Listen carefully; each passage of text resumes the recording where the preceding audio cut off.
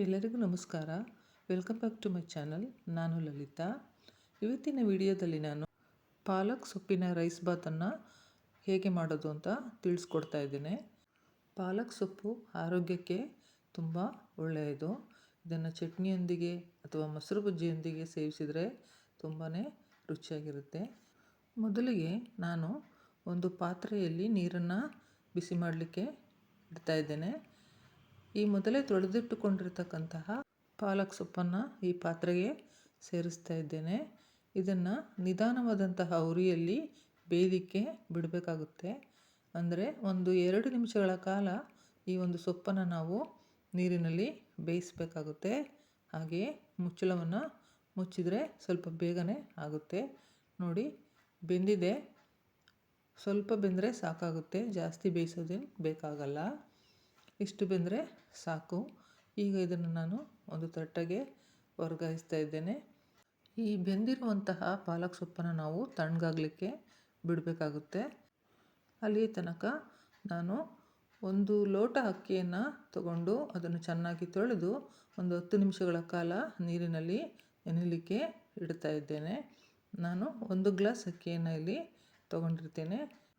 ಈಗ ಬೇಯಿಸಿ ತಣ್ಣಗಾಗಿರುವಂತಹ ಪಾಲಕ್ ಸೊಪ್ಪನ್ನು ನಾವು ಒಂದು ಮಿಕ್ಸಿಯಲ್ಲಿ ರುಬ್ಕೊಳ್ಳೋಣ.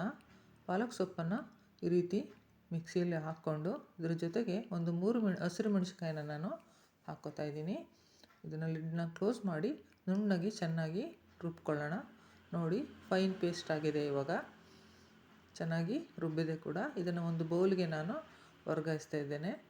ಮಿಕ್ಸಿ ಜಾರ್ನಲ್ಲಿ ಉಳಿದಂತಹ ಪೇಸ್ಟನ್ನು ನೀರು ಹಾಕಿ ಮತ್ತು ಇದಕ್ಕೆ ಸೇರಿಸ್ತಾ ಇದ್ದೇನೆ.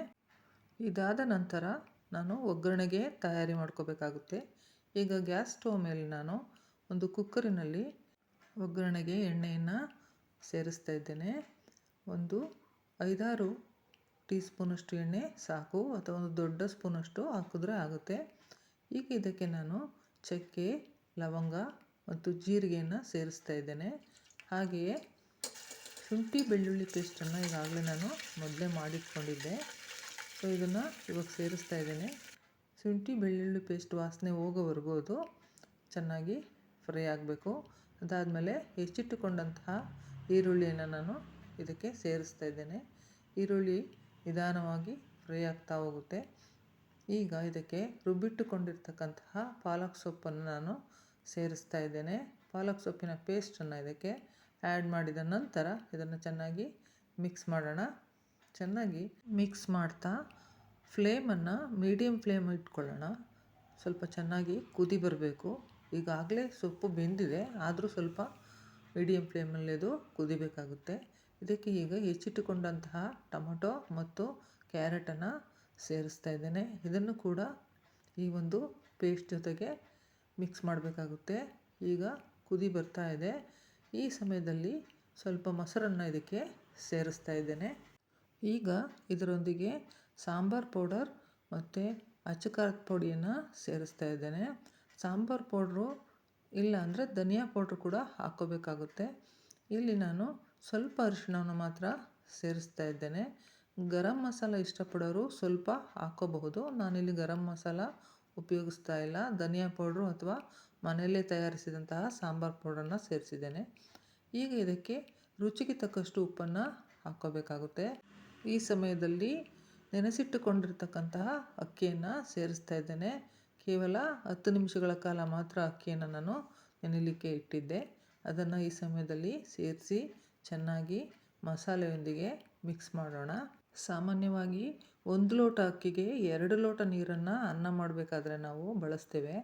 ಆದರೆ ಇಲ್ಲಿ ನಾನು 1 ಲೋಟ ಅಕ್ಕಿಗೆ 1.5 ಲೋಟ ನೀರನ್ನು ಸೇರಿಸ್ತಾ ಇದ್ದೇನೆ. ಯಾಕಂತಂದರೆ 10 ನಿಮಿಷಗಳ ಕಾಲ ನೆನೆಸಿರುವ ಅಕ್ಕಿಯನ್ನು ಹಾಕ್ಕೊಂಡಿದ್ದೀವಿ. ಜೊತೆಗೆ ರುಬ್ಬಿರುವ ಪದಾರ್ಥದಲ್ಲೂ ಕೂಡ 1/4 ಲೋಟ ನೀರು ಇರುತ್ತೆ.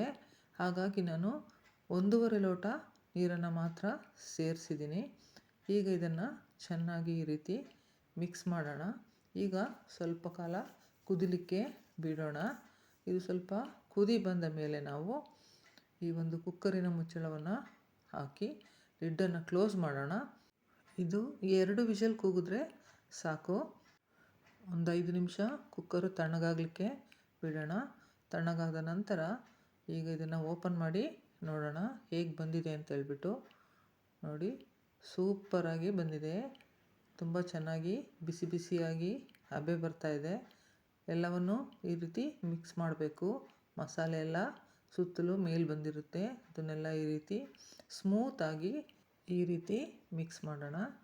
ಈಗ ನಾನು ಇದನ್ನು ಒಂದು ಪ್ಲೇಟಿಗೆ ಸರ್ವ್ ಮಾಡ್ತಾ ಇದ್ದೇನೆ. ಈ ಪಾಲಕ್ ರೈಸ್ ಬಾತನ್ನು ನಾವು ಚಟ್ನಿಯೊಂದಿಗೆ ತಿನ್ಬೋದು. ಚಟ್ನಿ ಇಷ್ಟಪಡೋರು ಚಟ್ನಿಯೊಂದಿಗೆ ಈ ಒಂದು ತಿಂಡಿಯನ್ನು ತಿನ್ಬೋದು. ಮೊಸರು ಬಜ್ಜಿ ಇಷ್ಟಪಡೋರು ಮೊಸರು ಬಜ್ಜಿ ಮಾಡಿಕೊಂಡು ಈ ಒಂದು ಪಾಲಕ್ ರೈಸ್ ಬಾತನ್ನು ತಿನ್ಬೋದು. ತುಂಬ ಸೂಪರಾಗಿರುತ್ತೆ. ರುಚಿಯಲ್ಲಿ ಕೂಡ ಬಿಸಿ ಬಿಸಿ ಇರುವಾಗಲೇ ತಿಂದರೆ ಇನ್ನೂ ಚೆನ್ನಾಗಿರುತ್ತೆ. ಈ ರೆಸಿಪಿ ಇಷ್ಟ ಆದರೆ ಫ್ರೆಂಡ್ಸ್ ಲೈಕ್ ಕೊಡಿ, ಶೇರ್ ಮಾಡಿ, ನಮ್ಮ ಚಾನಲ್ನ ಸಬ್ಸ್ಕ್ರೈಬ್ ಮಾಡ್ಕೊಳ್ಳಿ. Thanks for watching. ಮತ್ತೆ ಸಿಗೋಣ.